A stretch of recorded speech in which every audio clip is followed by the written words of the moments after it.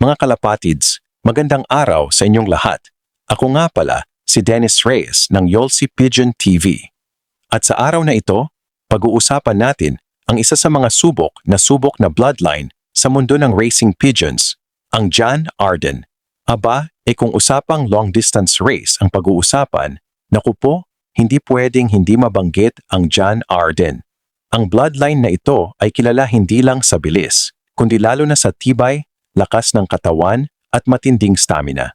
Ibig sabihin, kahit malayo ang liparan pa iyan, may kapasidad siyang makipagsabayan at lumaban hanggang dulo. Ang John Arden ay nagmula sa Belgium at sa dami ng taon na lumipas, napatunayan na ng bloodline na ito ang halaga niya sa karera. Marami na itong na-produce na winners at champions, lalo na sa mga karerang nangangailangan ng matinding tiyaga at resistensya. Isa sa pinakaastig na katangian ng John Arden ay ang pagiging matalino sa pag-uwi. Hindi lang siya basta pinapakawalan at bahala na. Abay may natural na abilidad itong hanapin ang tamang direksyon pabalik sa loft.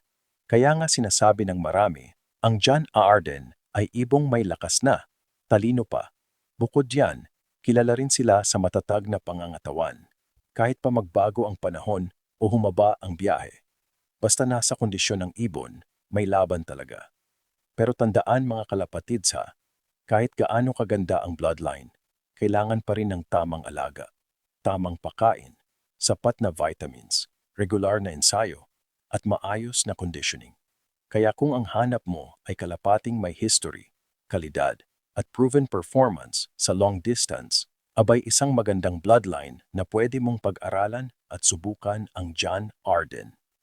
Ako ulit si Dennis Reyes ng Yolsi Pigeon TV. Kung nagustuhan mo ang content na ito, paki-like, paki-follow at mag-subscribe ka na sa ating Facebook page at YouTube channel para sa mas marami pang usapang kalapati, bloodline sharing at tips sa karera.